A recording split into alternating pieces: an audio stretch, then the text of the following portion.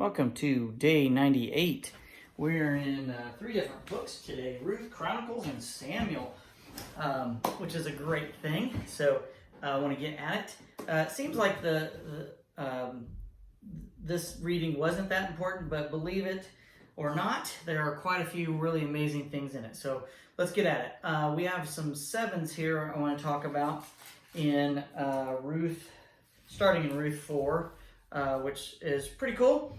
The first one, 4:15, it says, it's talking about Ruth and Boaz. They finally get married and they have a kid, okay?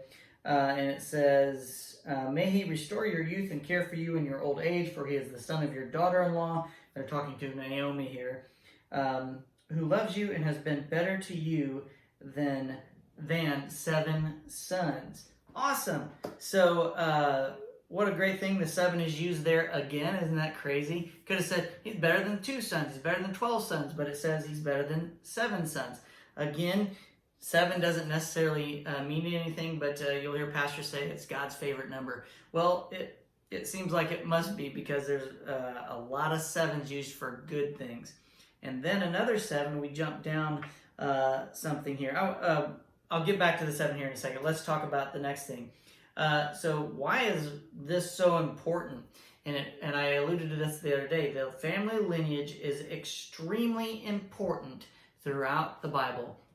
So now we have Naomi, and Ruth is her daughter-in-law. She marries Boaz, okay? And then they have Obed, and then Obed has Jesse, and Jesse has David.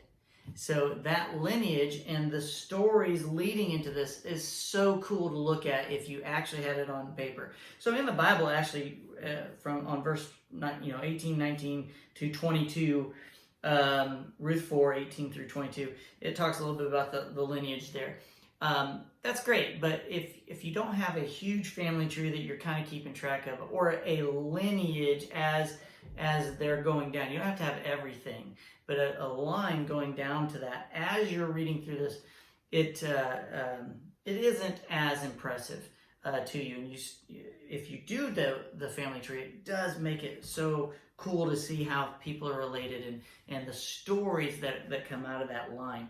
That blessed line all the way back to you have Adam and Eve and Cain and Abel, and Seth is the 3rd son, and from Seth you go down and you have Noah and Shem, Ham, and Japheth, and Shem is the blessed line. And you look through that, and that blessed line, the lineage is what is so cool, and the good things that come out of that, and the 7s that we talk about here.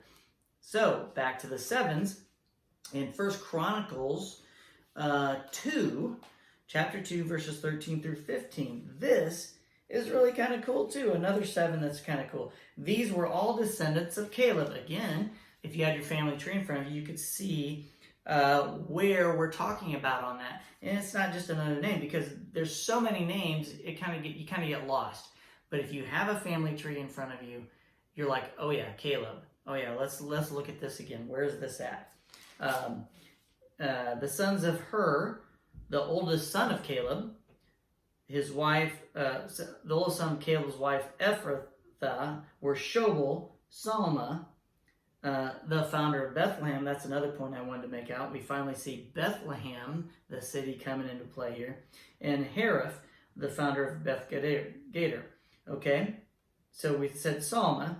Then the descendants of Salma were in verse 54, were the people of Bethlehem. Okay, so Bethlehem's been mentioned before, but here we have the historical founding of the city of Bethlehem. Kind of cool, because where was Jesus born? In Bethlehem. So kind of cool to see that. Again, that not that important, just kind of cool. Every word's important, right? So there you have that. And then 1 Chronicles 2, 13 to 15. Where is that at? 13 to 15. Oh, I did another line. Okay, so this is really cool. Jesse's first son was Eliab.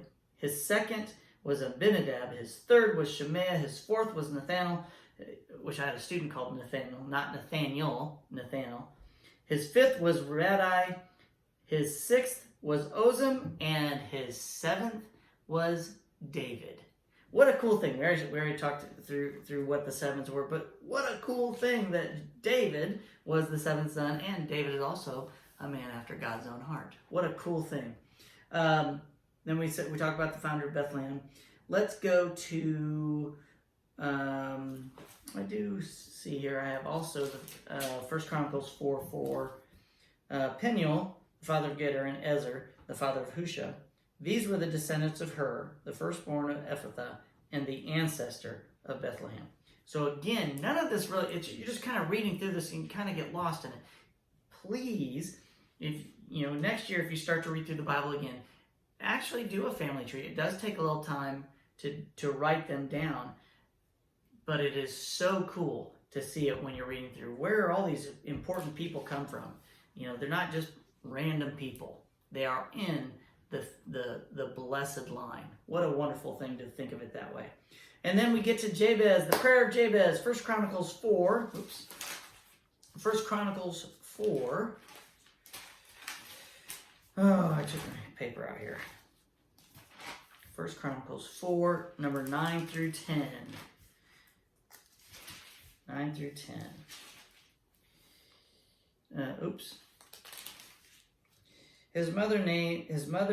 There was a man named Jabez who was more honorable than any of his brothers.